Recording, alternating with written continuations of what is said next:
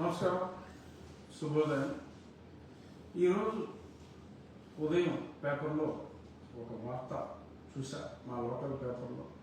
అదేంటంటే Sunday school పేరిట school పిల్లల్ని చర్చిలకి తీసుకుని వెళ్ళి అక్కడ క్రైస్తవ పాఠాలు, క్రైస్తవ మత ఉద్బోధన ఇవన్నీ చాలా ఎక్కువగా చేస్తున్నట్టుగా చూశాను. చట్టరీత్యా అంటే మతాన్ని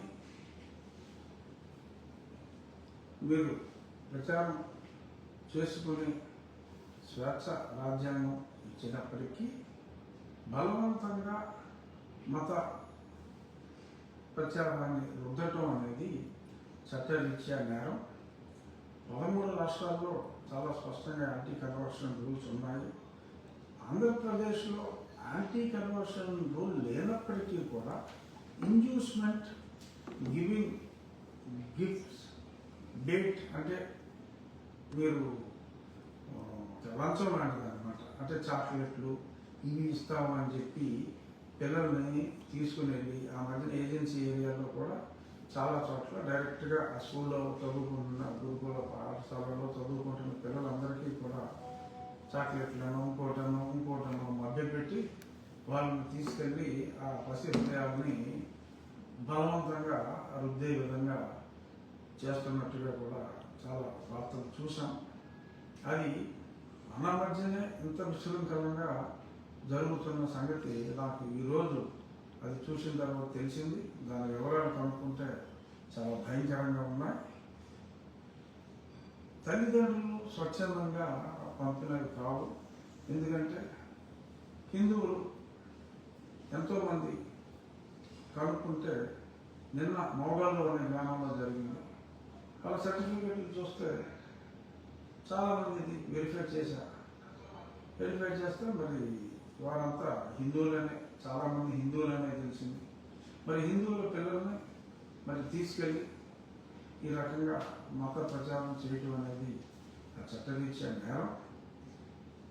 ఇక్కడి నుంచి వారి మీద నిన్న మోబాయిల్లో చేసిన వారి మీద చర్యలు తీసుకుంటాం.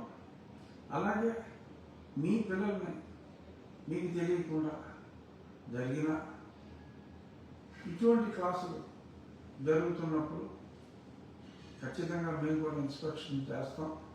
అక్కడ తల్లిదండ్రుల అనుమతి లేకుండా హిందువుల పిల్లలను వారిలాగా మత ప్రచారం చేస్తూ ఉంటే కనుక ఖచ్చితంగా చట్టపరంగా వారి మీద చర్యలు తీసుకోవడం జరుగుతుంది.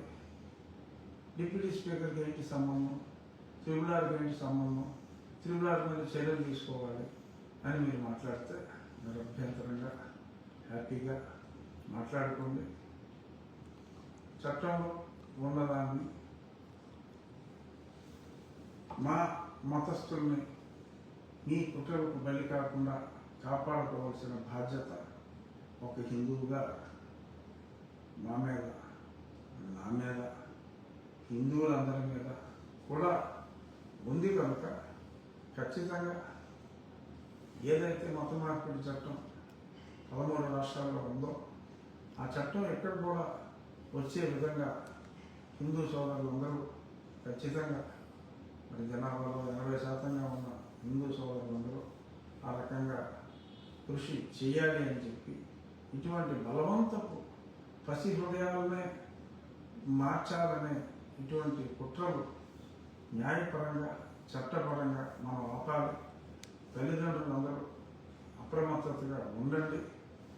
మీ దగ్గర ఇటువంటి సంఘటనలు జరిగితే ఖచ్చితంగా కంప్లైంట్ ఇవ్వండి. ఇటువంటి చర్యలు మరీ ఎక్కువగా అవుతున్నాయి.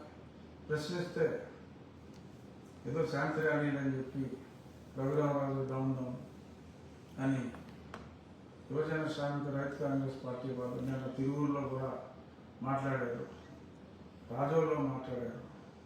ఏంటో మాట్లాడతారు, మాట్లాడి మా పార్టీ వాళ్ళు నా మీద చర్యలు తీసుకోవాలని చెప్పి వైఎస్ఆర్ కాంగ్రెస్ పార్టీ వాళ్ళు మాట్లాడడం అనేది అసలు జోక్ ఆఫ్ ది మిలీనియంగా ఉంది. నేను హిందూ మత ప్రచారం చేయట్లేదు. హిందూ మతాన్ని ఇతరుల బారి నుంచి కాపాడుకోవాల్సిన బాధ్యత ఉంది. బలవంతంగా ఎవరికి మార్చే హక్కు లేదు అని మాత్రమే రాజ్యాంగబద్ధంగా అందులో ఉన్నట్టు నేను చెప్తున్నాను.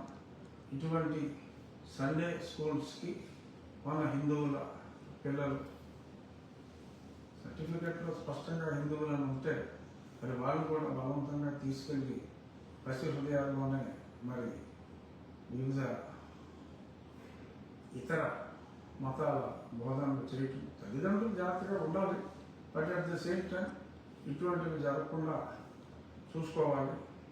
హెల్ప్ లైన్ అవసరమైతే చర్యలు ఎలా తీసుకోవాలి అనే దాని మీద హెల్ప్ లైన్ కోసం ఒక హెల్ప్ లైన్ మీ మిత్రులు సాటి హిందూ సోదరులు హిందూ పరిషత్తులో ఉన్నారు, అన్ని రకాల హిందూ సంస్థల్లో ఉన్నారు, హిందూ ధార్మిక సంస్థలు ఉన్నాయి,